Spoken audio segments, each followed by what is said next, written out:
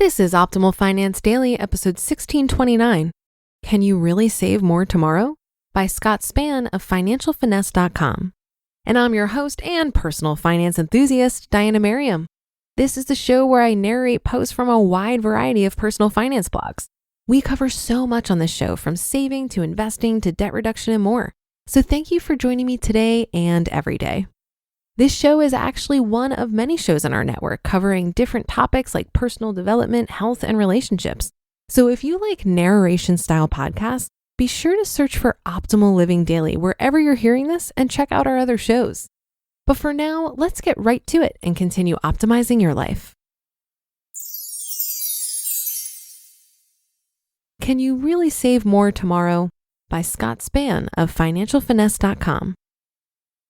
We hear a lot in the news about concerns that Americans aren't saving enough for retirement. It's not surprising for news to lead to an increased concentration on saving for the future.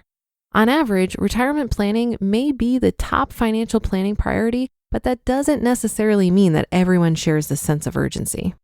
The 2013 Financial Finesse generational research study highlighted the fact that employees in the under 30 age group were the only group that didn't select retirement as their top financial planning category. Instead, they ranked managing their cash flow at 78% and getting out of debt at 59% as their top two financial priorities. This makes sense to me. Financial priorities and vulnerabilities are expected to vary with age.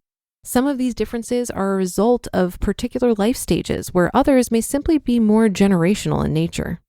A common message that I hear from people that I meet within the middle or later stages of their careers is, man, I sure wish I'd saved a little bit more when I was younger.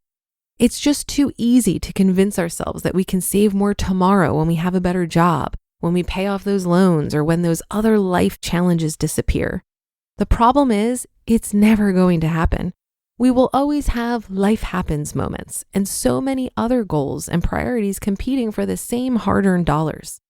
Looking back at my 20-something self, I fully admit it was hard to convince me that saving for retirement should even appear on my radar. As a grad student in clinical psychology, I was working full-time at a medical university and had student loans, credit card debt, and limited financial knowledge. They don't really teach this stuff in most psych departments.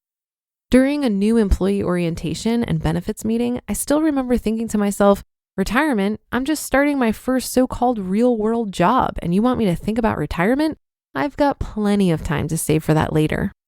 Needless to say, I'm more than understanding when I work with people who share the same sentiment. So how do we change the current trend of low retirement preparedness and encourage people to not just say they will save more later and actually do it? One effective technique is to make a small commitment today to start saving more in the future. Sounds simple, right? This small change can have a significant impact. During a recent consultation, I met with a pre-retiree who was the perfect example of the concept of saving more tomorrow. Sharon, an unmarried administrative assistant, scheduled a financial planning consultation seeking validation that her retirement income strategy was on track. At age 60, she was just 2 years short of her planned retirement date. After discussing her specific retirement goals, she first shared her estimated pension and Social Security benefits. The combined income from these sources alone was approximately 37% of her income. Perhaps the most impressive aspects of her retirement analysis was the information she shared next.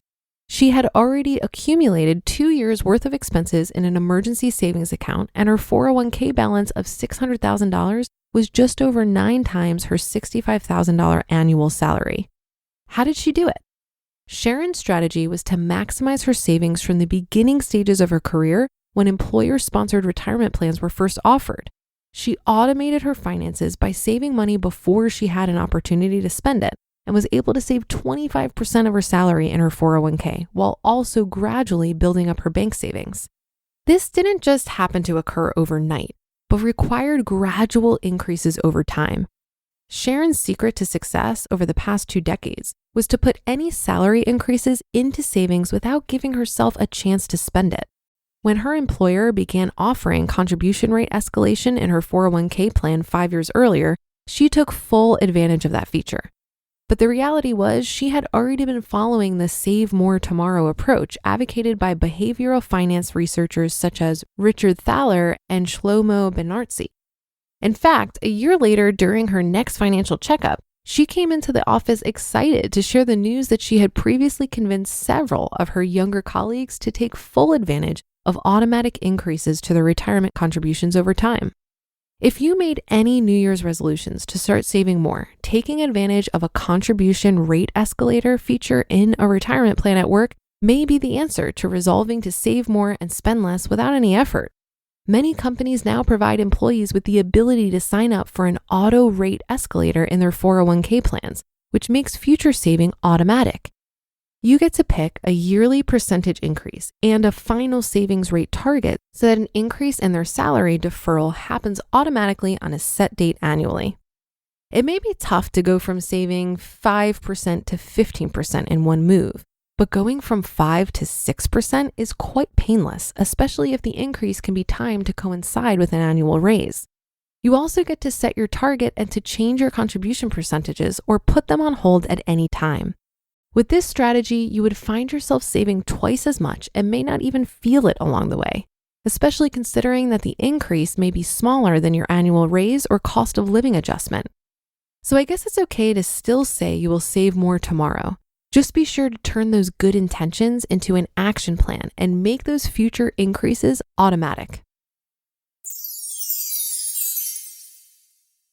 You just listened to the post titled, "Can You Really Save More Tomorrow?" by Scott Spann of financialfinesse.com. I used to be one of the young people described in this article because in my 20s, retirement was the last thing on my mind. I assumed I would save more and start learning about investing when I was making more money. But I've come to realize that building wealth is based on establishing good habits. So if you're not doing it now, you're unlikely to do it later. Another thing that helped me switch my stance on saving for retirement is realizing that the benefits aren't reserved for when I actually reach retirement. For about 4 or 5 years, I fully funded my 401k, Roth IRA, and HSA. So that's $19,500 in my 401k, $6,000 in my Roth IRA, and $3,500 in my HSA for a total of $29,000 per year that I was putting away into tax-advantaged retirement accounts.